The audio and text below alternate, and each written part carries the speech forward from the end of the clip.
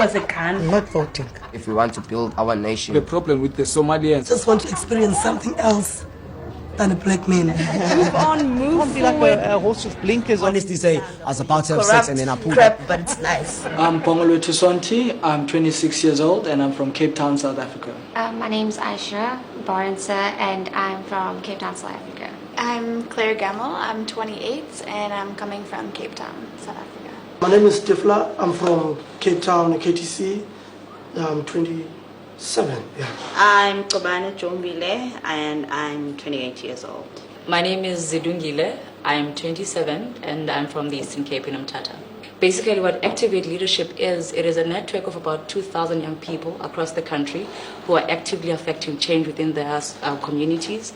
So what Activate does, it equips you with the necessary skills that you need to better your community. It makes you understand what project planning is, how to budget, and how to network with other people as well. So in order for you to affect change, essentially you need other people to do that, and Activate really stands in the gap and helps you out with that. From Activate, I felt like I gained the necessary tools and skills that I needed to actually branch out and start my own business. So last year at the end of my program, I was also a 2016 activator. I branched out and I left kind of the corporate world and I started my own business, working with communities in healing and a lot of youth development. We're starting programs with Resource Academy.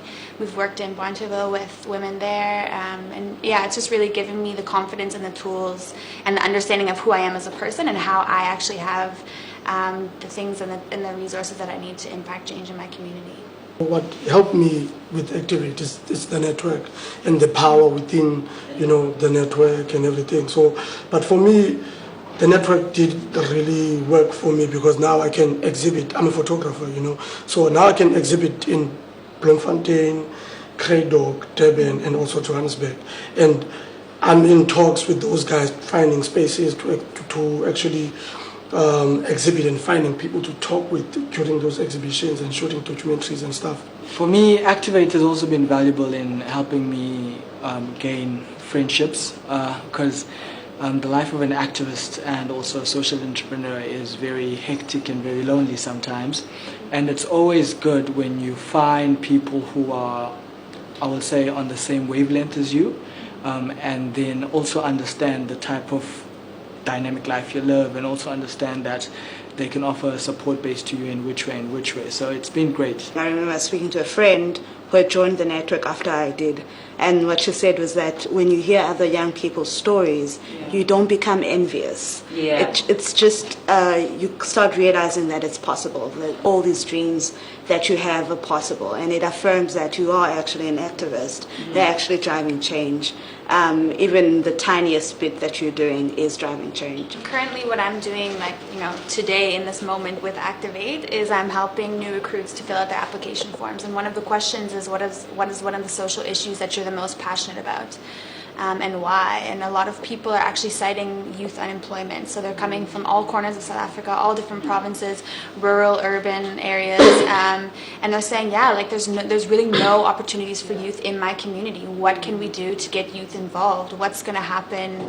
Not even in terms of government, but just on the ground, in terms of education, in terms of actual jobs and spaces that we can create our own jobs and our own, our own sustenance out of. So really, youth unemployment is one thing that I would just be curious to hear what you guys, where you're at with that. What do you think? The issue of unemployment is also, it's part of a myriad of issues that deal with accessibility in South Africa. And one of the biggest pitfalls that we have is that, of course, right now we're sitting with an NYP that has been drafted in 2015 for 2020, which is also the consultation process for it did not involve many youth who are concerned with the issues outlined there. So it's also accessibility to platforms where youth can voice their issues. There's a SONA coming up. Not many young people who are in high schools from rural areas, not many young people who are in Philippines will be able to access SONA in a way that they can be able to get, when they get that information about what the president said, what are the responses going to be? Can they translate that information to their daily lives? They won't be able to. So that's the biggest thing. Even if government says it invests this much, the problem is, what do people do with it? Looking at the SONA, that was aired out in 2014 and 2015, and the president was really big on saying that young people need to take to the polls and actually exercise their right to vote. However, if you're saying that young people should vote, is there constitutional education that goes into that? Are young people well versed as to whom to vote for, what the processes are, and what happens after the voting? Are we really informed about voting power? You know what I mean? We have this power, yes, but do we understand what it means? Is there any education that is injected into that so that we understand what it means further? You know? I've learned to accept that the government won't do anything for me, man. You know, like they can't do check for me. Like I don't expect funding, like anything. If it comes, it comes. But it's nothing. If it doesn't stop my life. You know. Back to what we're saying about accessibility. You are in Cape Town. So you're privileged. Someone in the rural Limpopo does not have the same opportunities as you. So it's not to say screw government. We can't depend on government funding. Like there are people who do need a hand up, and is there more being done for those people? And just like what you're saying, those people who are least privileged have access to have their voices heard?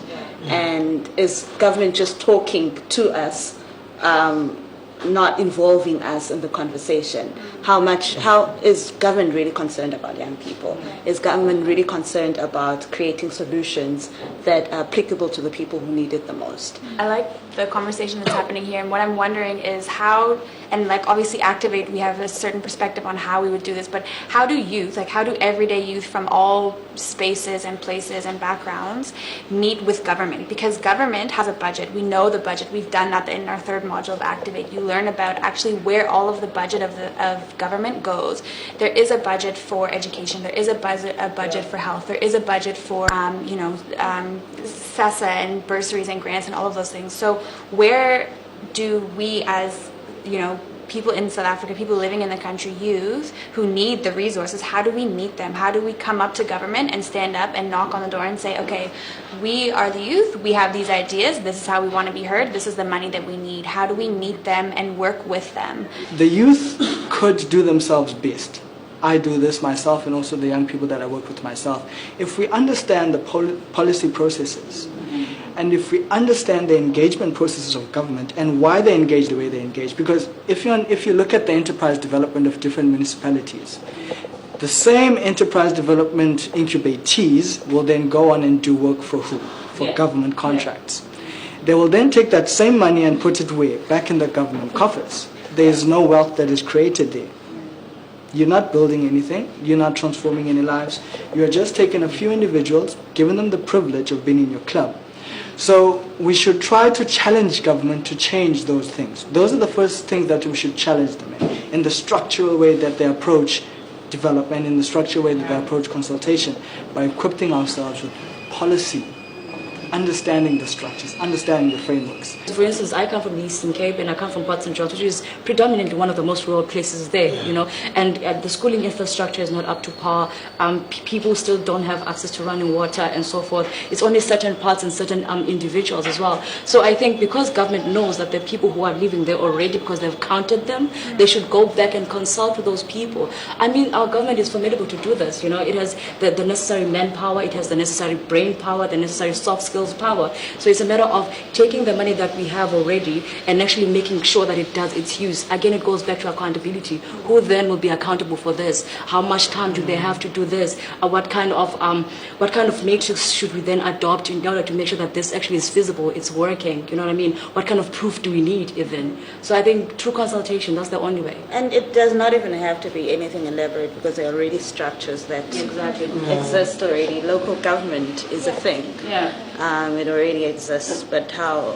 And I think education is also key, and actually equipping people more on understanding how government works. Because we can all apply for funding, but if we don't know that we have to wait for like 18 months for them to reply, then we will say, nah, these guys are not working. And the structures and everything, and also even within the government, priorities, because sometimes they prioritize something that you see, Why that? Why would you prioritize that instead of this one? You know, and also why would you spend so much on that one instead of this one?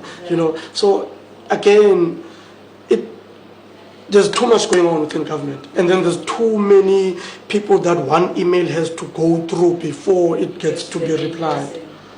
You know, so there's so many things that we need to be made understood, or we need to understand from the government side.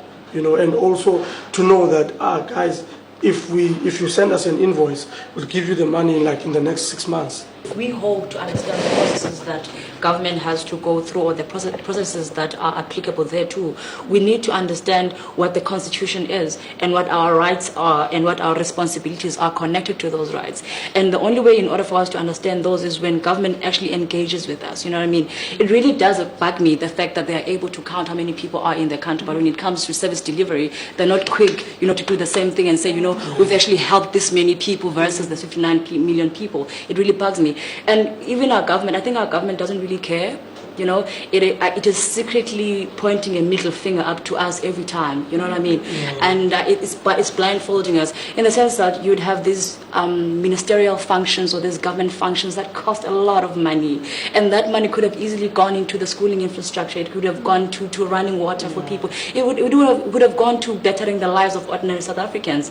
Yes, we need to equip ourselves. However, how then do you equip yourself when you are facing the issue of not having access to water, not having access to electricity, not having access to education, and not even having access to food? How then do you prioritize on scale when you have all those other problems? You know? Yeah. My dream is to have the position that I gain in terms of being a leader of the nation and the continent, to lead young people into the next chapter of their lives and have young people fulfilling their potential. So my dream, I think that's a very tough question because I have many. But what I look forward to in life is just to be, you know, well established and living life comfortably and feel that I'm safe, I'm healthy, and that the future's bright. I think my dream is to live my life according to my truth and knowing exactly who I am, because if I know who I am and what I believe in, then I can live authentically, and just to make an impact, and in any way, big or small, just to leave a legacy in my life. My dream is to be as good as a person that my dog already thinks that I am. You know, so yeah, that's just to be as good as a person and flourish in life, you know. Besides having land and being a white male, my dream is to live my truth as well, to travel. Yes, it's to travel and make a difference somehow.